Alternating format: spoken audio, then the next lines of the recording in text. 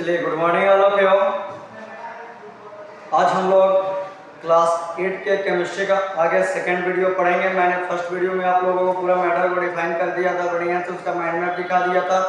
आज उसको आगे हम लोग बढ़िया से स्टडी करेंगे। देख लीजिए, क्लास आपका 8 है और आपका सब्जेक्ट क्या हो गया, केमिस्ट्री, और चैप्टर आपका सेकंड हो गया। तो यहाँ पे हम लोग आज पढ़ने का प्रयास करेंगे कंपाउंड। क्या पढ़ने का प्रयास करेंगे बाबू?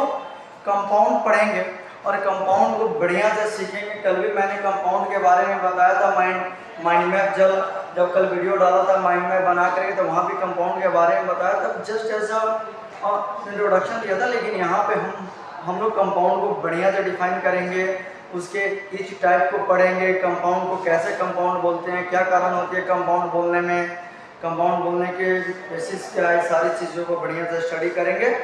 चलिए ध्यान दीजिएगा, ये देखिएगा। सबसे पहले मेरी कंपाउंड हो गई, इसको मैं मिटा दे रहा हूँ, क्लियर कर दे रहा हूँ। उसके बाद हम ध्यान देंगे, यहाँ पे देखेंगे सभी को। कंपाउंड मैंने कल बताया था कि कंपाउंड व्हेन टू और more than two elements or substances are combined together to form compound in fixed ratio। ठीक है ना? तो कहता है कि when two or more than two elements are combined together in a fixed proportion in a fixed ratio, then formed new product is called compound।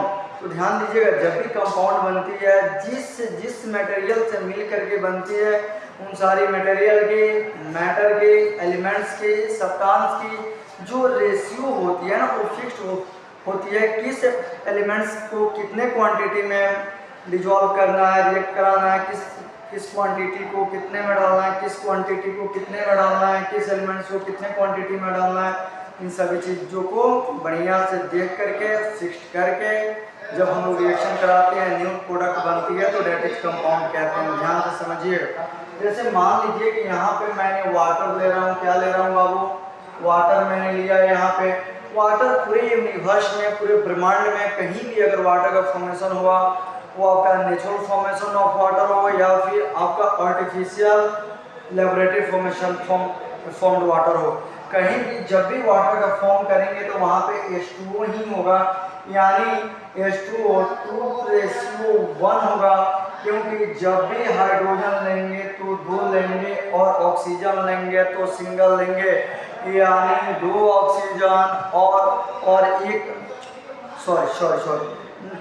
2 hydrogen और 1 oxygen मिल करके water बनाता है। यानी वाटर बनाने की जो आपकी पार्टिकल्स है, कंस्टिट्यूएंट्स पार्टिकल्स है, हाइड्रोजन एंड ऑक्सीजन, वो आपका फिक्स्ड रेशियो में है, फिक्स्ड क्वांटिटी में है। क्योंकि 2 हाइड्रोजन एंड 1 ऑक्सीजन मिलेगा तब भी जा करके वाटर बनेगा।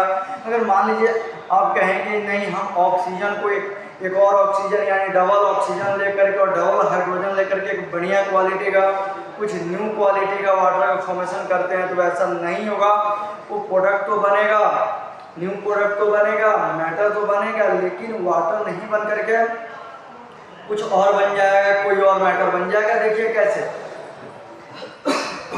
जैसे हम जानते हैं वाटर हो गया, तो यहाँ पे हाइड्रोजन 2 और ऑक्सीजन 1 है पहले से, कि वाटर बनती है। लेकिन अगर एक और ऑक्सीजन मैं लेकर के अगर रिएक्शन कराऊं और रिएक्शन कराने के बाद अगर मैं वाटर बनाऊं, तो ये वाटर नहीं बन करके H2 का H2 हो जाएगा और 1 ऑक्सीजन और 1 ऑक्सीजन, तो ये 2 ऑक्सीजन मिल करके आपका क्या बन जाएगा?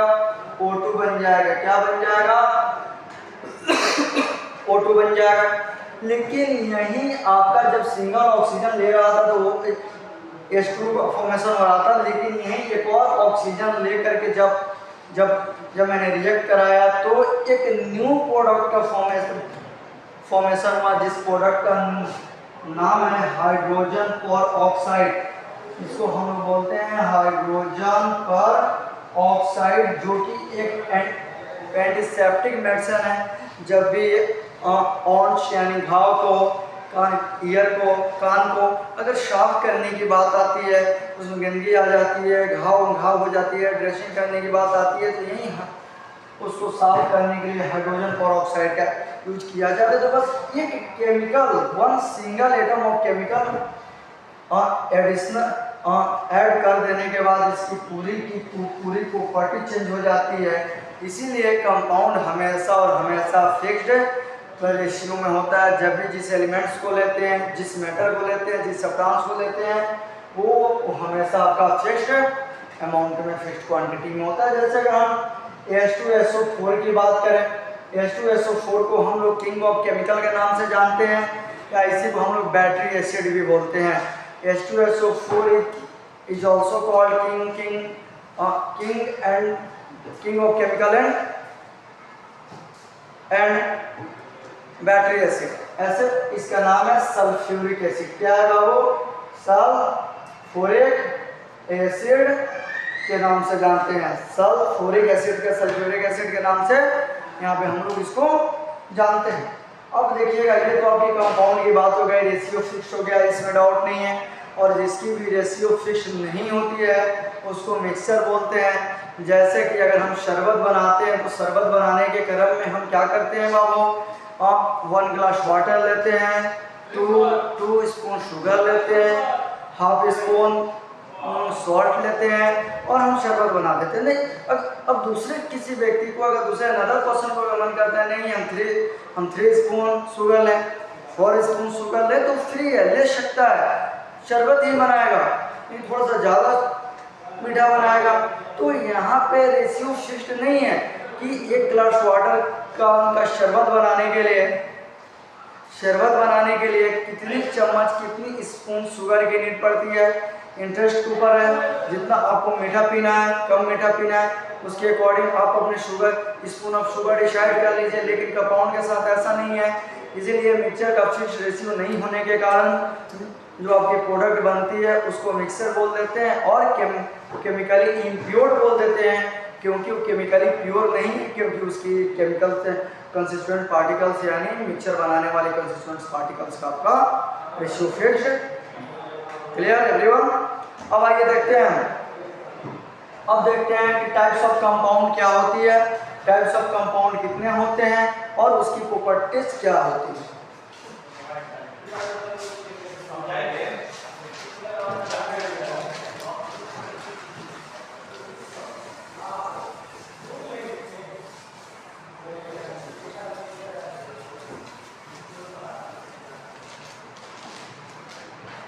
अब चलिए यहाँ पे देखेंगे टाइप्स ऑफ कंपाउंड। क्या देखेंगे बाबू? यहाँ पे मैं देखूंगा टाइप्स ऑफ कंपाउंड। तो कहता है कि on the basis of properties, there are three types of compound. On the types of compound on the basis of properties there are 3 types of compound. एक में फर्स्ट नंबर एसिड्स, दूसरे number में bases और तीसरे number में salts. तो ध्यान रखिएगा, एसिड्स का मतलब होता है कि एसिड का मतलब होता है खट्टा, शावर। तो जितनी भी प्रोडक्ट और जितनी भी मटेरियल मैटर आपको खट्टा फील हो, एसिड फील हो, एसिडिक नेचर का फील हो, नींबू हुआ, कच्चा आम हुआ, जितनी भी चीज़ें आपको खट्टा फील हो, टेस्ट में सावर फील हो, वो सब का सब क्या किस कैटेगरी में आते हैं बाबू? एसिड के कैटेगरी में आते हैं। किस कैटेगरी में आते हैं? एसिड के कैटेगरी में आते हैं। एसिडिक नेचर का है लेकिन उसका रेशियो फिक्स है, यानी वो एसिडिक कंपाउंड हो गया, रेशियो फिक्स है। मिक्सचर की एसिडिक होती है, शरबत में नींबू निचोड़ दें तो शरबत में नींबू निचोड़ देंगे तो जानते हैं कि शरबत मिक्सचर है, लेकिन अब नींबू ज़्यादा है तो ज़्यादा निचोड़ देंगे, कम होता है तो कमी में एडजस्टमेंट कर लेते हैं, तो आपकी मिक्सचर हो गई। लेकिन यहाँ पे एसिड है, सावर है, लेकिन यहाँ की क्वांटिटी जो है, केमिकल क्वांटिटी, एलिमेंटल क्वांटिटी जिसके द्वारा एसिडिक कंपाउंड को बनाया गया, उसका रेशियो फिक्स है, फिक्स क्वांटिटी में मिलाया गया है, ठीक है ना। तब देखिएगा एसिड आपका एक लैटिन वर्ड है, सॉरी एसिडस एक आपका लैटिन वर्ड है जिसका मतलब होता है सावर यानी एसिड। एसिडस शब्द से लिया गया है जिसका कंप्लीट मीनिंग होता है एसिड, सावर यानी कि खट्टा। ठीक है ना। अब आते हैं बेस। बेस का मतलब कड़वा।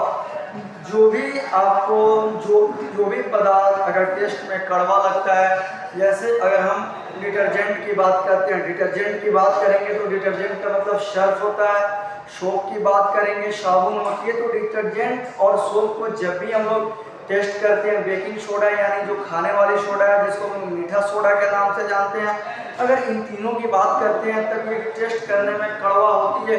और यानी कड़वा होने का मतलब है कि आपका बिटर टेस्ट का है, यानी ये बेसिक प्रॉपर्टी का है। किस प्रॉपर्टी का है बाबू? बेसिक प्रॉपर्टी का है। जैसे मैं यहाँ पे डिटर्जेंट की बात करूँ, किसकी बात करूँ? डिटर्जेंट की बात करूँ, तो जैसे ही मैं डिटर्जेंट की बात करूँगा तब वैसे ही डिटर्जेंट की टेस्ट आपको याद आ जाएगी। टेस्ट याद आएगी, क्या कड़वा होता है, कड़वा होता है, यानी ये बेसिक कंपाउंड है। क्या है बाबू? ये आपका बेसिक कंपाउंड के कैटेगरी में आता है। किस कंपाउंड? बेसिक कंपाउंड की कैटेगरी में आता है।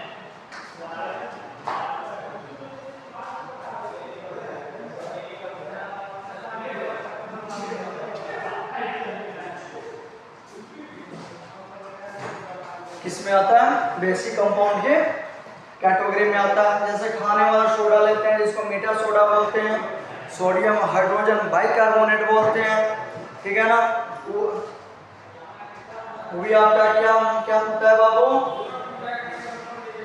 आपका टेस्ट में कड़वा होता है। टेस्ट में कड़वा होता है। जब अब टेस्ट में तो कड़वा होता है तो इसकी नेचर है बिटर टेस्ट, लेकिन ये कंपाउंड है। डिटर्जेंट, सोप, बेकिंग सोडा ये कंपाउंड है क्योंकि इसका फॉर्मेशन एक फिक्स्ड रेशियो वाले सब्सटेंस एलिमेंट्स के द्वारा हुआ।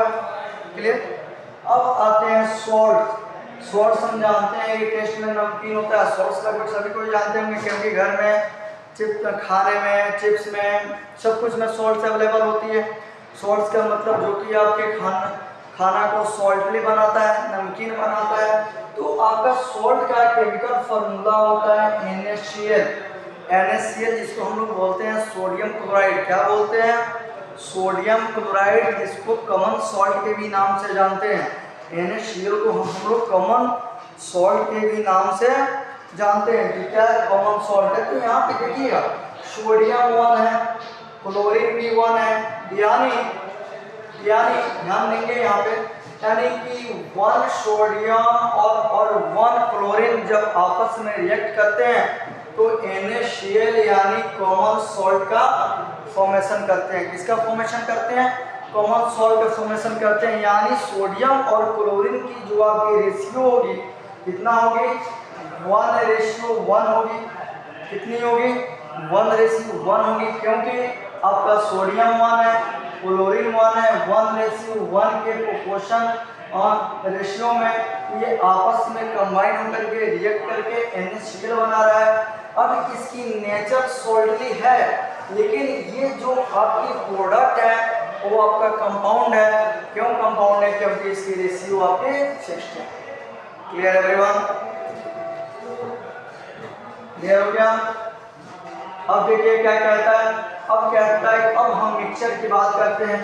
तो जैसे ही हम मिक्सर की बात करते हैं, मैं अभी समझाया है कि मिक्सर आपका केमिकली इम्प्योर होती है। केमिकली इम्प्योर कहने का मतलब है कि ऐसा नहीं है कि वो खाने के लायक नहीं है, पीने के लायक नहीं है, लेकिन उसकी केमिकल कंपोजिशन इम्प्योर है क्योंकि वो फिक्स्ड रेशियो में नहीं है। हम शरबत बनाते हैं तो ऐसा नहीं ना है कि वो शरबत डर्टी होती है, गंदा होती है, पी नहीं सकते। एकदम नीट एंड क्लीन RO का वाटर लेकर के, बहुत गुड क्वालिटी की शुगर लेकर के, कॉमन सॉल्ट लेकर के अच्छे वैसल अंटिल्स में बनाते हैं। शरबत आपका फिजिकली प्योर है लेकिन वो केमिकली इम्प्योर। क्लियर? अब आते हैं हम लोग मिक्सचर की स्टडी करेंगे, मिक्सचर के अबाउट पढ़ेंगे। ध्यान दीजिए, आप लोग इसको नोट कर लेंगे।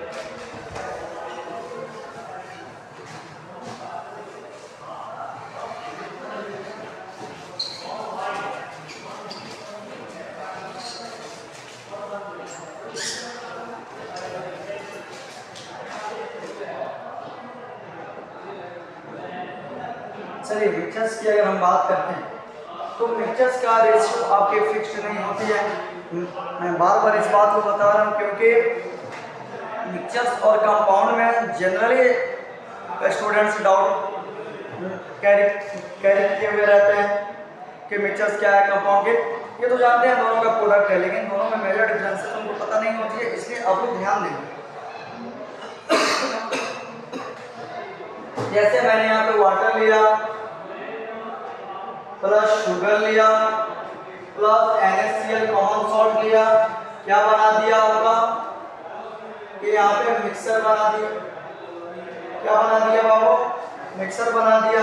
मान लीजिए कि अगर फर्स्ट वाले को अगर 1 ग्लास वाटर है प्लस 3 स्पून शुगर हो गया प्लस ½ स्पून सॉल्ट हो गया, ये लिया अपना मिक्सर बनाया।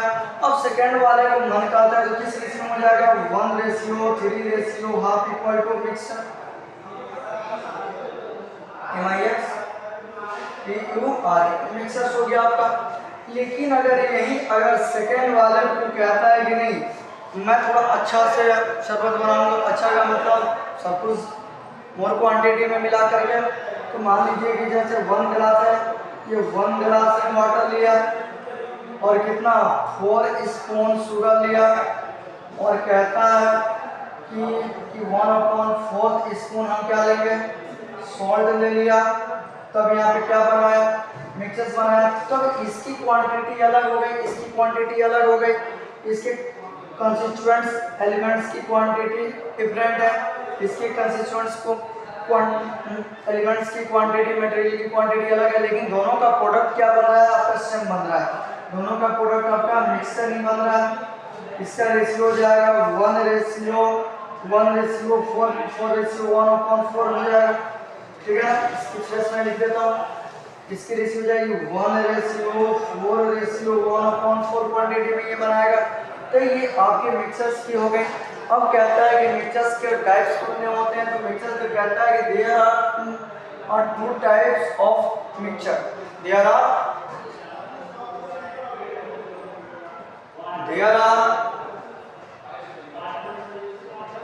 2 टाइप्स ऑफ मिक्सचर्स। एक में होमोजेनियस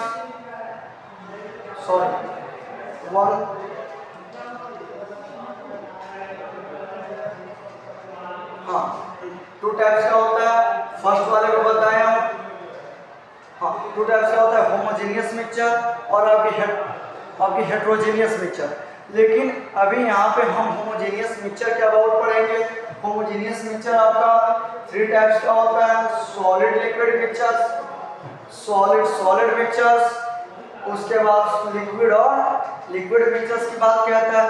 होमोजेनियस मिक्सचर का मतलब होमो का मतलब सेम होता है, तो कहता है कि वैसे मिक्सचर्स जिसमें पार्टिकल्स पूरी तरह से डिसॉल्व हो जाए, पार्टिकल्स क्या हो जाए? डिसॉल्व हो जाए, यानी कंप्लीट सॉल्यूशन बन जाए। सॉल्यूशन बनने के लिए सॉल्यूट प्लस सॉल्वेंट लेते हैं, तो सॉल्यूट आपके कम क्वांटिटी वाले को बोलते हैं, सॉल्वेंट ज़्यादा क्वांटिटी वाले को बोलते हैं। तो सॉल्यूट का मतलब शुगर हो गया और सॉल्वेंट का मतलब वाटर हो गया। तो यानी सॉल्यूट यानी शुगर और सॉल्वेंट यानी पानी में कंप्लीटली डिसॉल्व हो जा रही है, देन सॉल्यूशन बनता है और इसी को हम होमोजेनियस मिक्सचर्स कहते हैं। क्लियर?